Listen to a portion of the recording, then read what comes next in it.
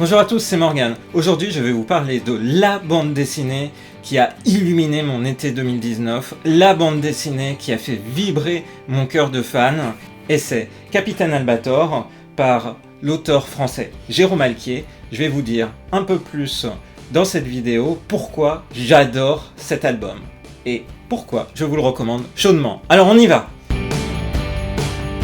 Capitaine Albator, c'est vraiment le héros de mon enfance. J'ai regardé, comme beaucoup dans les années 80, la série Albator 78, Albator 84. C'est vraiment un personnage marquant de ma jeunesse, de mon enfance. Et vous le savez, je suis très fan de cet univers. J'ai eu l'occasion, dans une précédente vidéo, de chroniquer par exemple Capitaine Albator, Dimension Voyage, la dernière itération en manga autour de Capitaine Albator. J'adore cette série, je vous la recommande vivement, ça se terminera en 10 tomes. Je vous recommande d'aller voir la vidéo pour en savoir plus. Aujourd'hui, je vais vraiment parler de ce gros coup de cœur qu'est cette bande dessinée qui est parue chez Kana, qui inaugure un nouveau label, Kana Classics, qui va revisiter des personnages phares de l'animation japonaise à travers, comme c'est le cas ici, une série de 3 albums qui vont être entièrement réalisés par Jérôme Alquier d'après l'œuvre de Leiji Matsumoto, avec une validation du maître japonais qui a créé cet univers. D'ailleurs, c'est lui qui signe le 4e de couverture, Leiji Matsumoto, qui dit tout le bien qu'il pense de cette nouvelle version de son personnage. Et je dis nouvelle version, mais en fait, l'intrigue de Capitaine Albator, Mémoire de l'Arcadia, puisque c'est ainsi que ces 3 albums se nomment, c'est une intrigue qui se situe dans la chronologie de Albator 78, ce qui est très bien présenté par les 8-9 premières planches de cet album qui rappellent le conflit qui oppose les Terriens et les Sylvidres. La Terre, tombe un peu à l'abandon, elle est gouvernée par des politiciens corrompus, feignants, et certains, comme Albator, mais aussi des scientifiques, cherchent à réveiller l'esprit d'initiative des humains. C'est un rappel au cours de ces premières planches sur un petit peu tout l'univers. On se rappelle qu'il y a la fameuse Mayu, ou Steli, qui est la fille de Toochiro, qui attend seule les visites d'Albator, qui est en l'occurrence son bienfaiteur, son protecteur sur la Terre. Et donc Albator a un lien très fort avec la planète bleue qu'il a dû quitter pour des raisons qui ont été exposées dans d'autres histoires de Leiji Matsumoto. Et après ce rappel un petit peu du cadre dans lequel l'histoire se situe, on passe véritablement au cœur de l'intrigue avec quelque chose qui va éveiller la curiosité d'Albator. C'est un froid polaire qui s'abat soudainement sur la Terre. C'est ce qu'il découvre quand il rend visite à Mayu, à l'occasion du premier chapitre de cet album.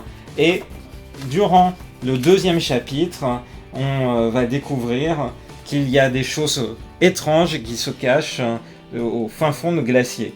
À ce titre, un petit focus ici sur un des professeurs, un des scientifiques qui gouverne une expédition autour de la découverte de ce qu'il y a derrière ce froid polaire. C'est le professeur Leiji, du nom de Leiji Matsumoto. D'ailleurs, on voit bien que c'est l'auteur originel de Albator qui est croqué par Jérôme Alquier de belle manière. Vous pouvez comparer la tête du créateur originel avec sa réinterprétation dans l'histoire. Donc, on est face à une intrigue totalement nouvelle qui se situe en plein milieu du conflit qui oppose Albator et les Sylvidres. Donc, dans un intervalle temporel tout à fait crédible par rapport à l'intrigue, ça pourrait être un épisode de la fameuse série animée qui nous a tant marqué, de la fameuse série Albator 78, et on va s'attarder, en l'occurrence dans ce premier tome, sur des phénomènes nouveaux qui se passent sur Terre, avec ce froid qui s'abat sur la planète, dont l'origine est à découvrir. Et c'est ce que ce premier tome de la trilogie nous invite à explorer de superbe manière, parce que vous l'avez vu à travers les planches que je vous ai montrées, c'est vraiment magnifique. Le trait de Jérôme Alquier s'y est totalement à l'univers d'Albator. On se retrouve complètement plongé dans l'univers d'Albator 78 et c'est une très belle réinterprétation en format BD franco-belge, couleur, de cet univers. Vraiment, j'ai trouvé que c'était l'album à découvrir pour tous les fans d'Albator, de ce fameux capitaine corsaire, comme le disait la chanson de l'époque, qui a marqué l'histoire de l'animation japonaise. Pour maintenant vous donner quelques éléments d'information supplémentaires, je voulais un peu vous parler de l'auteur Jérôme Alquier, qui est connu maintenant dans la communauté des fans de manga d'animation, parce que il a vraiment été le symbole, un symbole parmi d'autres, de cette passion qui devient une véritable profession. Alors Jérôme Alquier, moi je l'ai découvert en 2001, parce qu'en 2001, il y a eu, au moment d'une convention, un trailer complètement inattendu, réalisé par lui-même, autour de Saint Seiya Hades.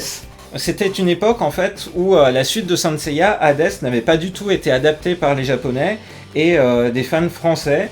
Donc Jérôme Alquier s'était emparé de cette idée de créer un trailer et d'espérer le montrer aux Japonais pour que ça les motive à faire cette fameuse saga, cette fameuse dernière partie du manga de Saint Seiya.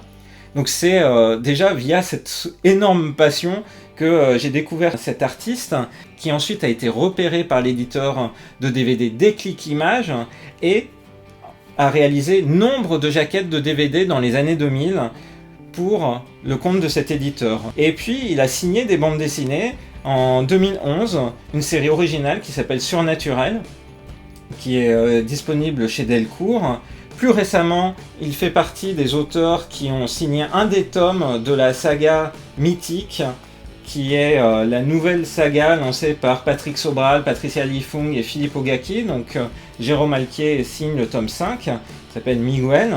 Et là, le gros album, la grosse sortie de juin 2019, c'était ce premier tome de Capitaine Albator.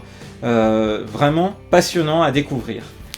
Tellement passionnant que c'est une collaboration franco-japonaise, en tout cas il y a une validation de l'auteur japonais, il y a même une parution de cet album au Japon.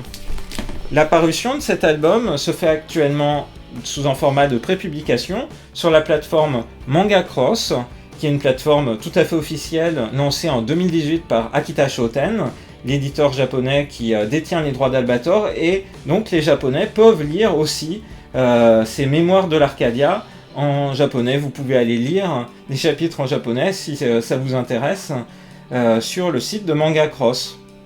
Donc je trouve ça fantastique comme projet qui transcende des frontières, qui transcende finalement le temps, toutes les passions qu'il peut y avoir, de voir finalement un héros japonais réinterprété avec l'aval du créateur original par un artiste français qui met vraiment beaucoup de passion, beaucoup de talent, et pour moi c'est vraiment une plongée dans l'univers qui m'a fait vibrer en étant enfant.